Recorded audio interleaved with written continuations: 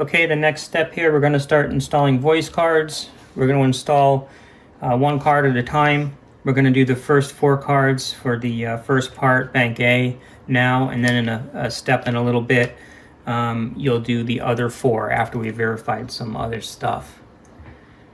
So to get started, we're going to plug in card 1A in the back,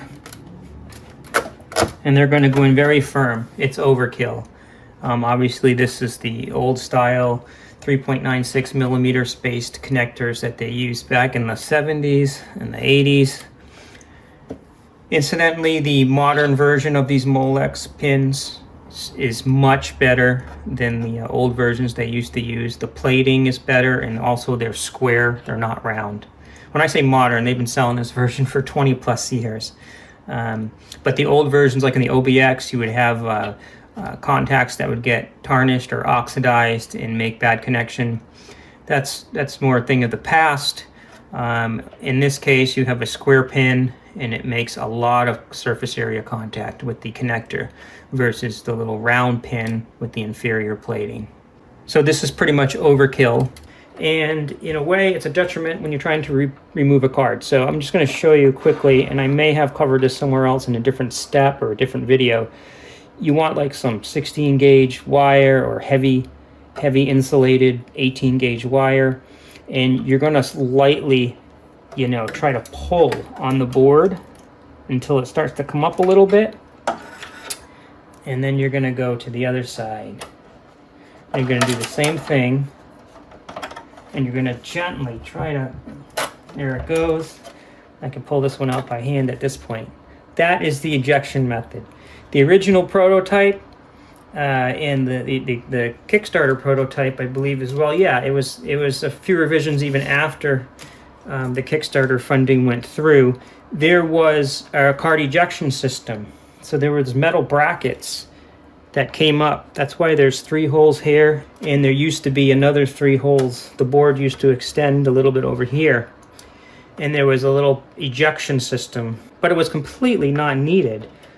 So we saved the money and the cost of having the little metal brackets done and the whole system. It was just complete overkill, and it just added more complexity. It blocked heat from escaping. We had slots in the bracket and all this stuff that's not needed. So now all the cards go in, and then there's a bunch of standoffs with the exact spacing between the cards, and they sort of lock the cards in at the top so they can't move, and the cards come very close to the top panel, and it all turned out very nice. But the drawback is it is harder to remove the cards, and it is recommended to have a nice heavy gauge piece of wire.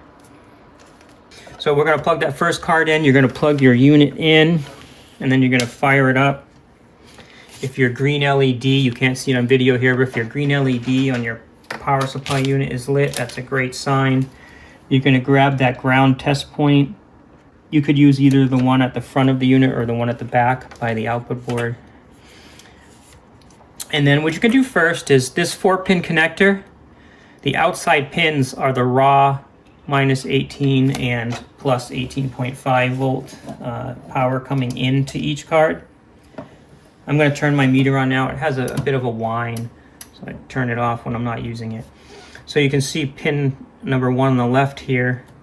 You've got 18.3 volts, and that's within spec. And then on the right, you've got 18.5, and that's within spec. Now you're going to check the post-regulated plus and minus 15 volts going to the voice card. The best place to do this is right at the voltage regulator. You'll just have to be careful not to short the pins. So A20 is the minus 18. So the bottom pin is the regulated minus 15 volt. So you can see minus 15.1. And then A21, I believe it is, below it, the bottommost pin will be the regulated 15 volts, and you can see 15.28, and that's within spec. If you're not reading 15, if you're reading nothing or some incorrect voltage, you may have a problem with your card.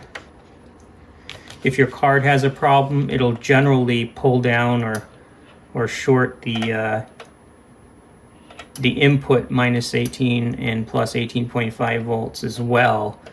So it's good to check those first on that 4-pin connector, then check it post regulation. And then if you're good, turn the unit off. You're going to install more cards. I'm going to jump ahead here. Okay, I'm on card number 4 now. My green LED on my main power supply unit is still lit. I'm going to go again and check minus 18.3 within spec and 18.4. So you can see we've dropped 0.1 volts just having the load of all 4 cards on that PSU at this point. Now I'm going to go check, and I've got minus 15.17 and plus 15.3. So those are within spec. So what I'm going to do now is I'm going to use that 4-pin connector again. I believe you can see it on video here. And I'm going to go back and readjust the trimmer on the PSU for 18.5. I'm actually going to put it on 18.6 for now because I know it's going to drop a little more when I get the other cards in. So for now, 18.6, totally fine. You could have it up to 19. It's not going to harm the unit. But ideally, when we're all said and done, we're going to have that at 18.5 to 18.6 volts. So now that we have the first bank in, we're going to go on and test some other stuff first before we put the second bank in. So the unit's bitimbral. It has 2 parts fixed at 4 voices each. This is like the OBX-A and the OB8. We don't have configurable voices per part because the unit is primarily analog. So the modulation sources and destinations, such as the analog LFOs, the envelope generators, everything's analog. And it would be very difficult to design in the ability to freely assign how many voices each part has. So that's why we're fixed at 4 voices here, because we're staying true to the architecture of the OBX in this regard.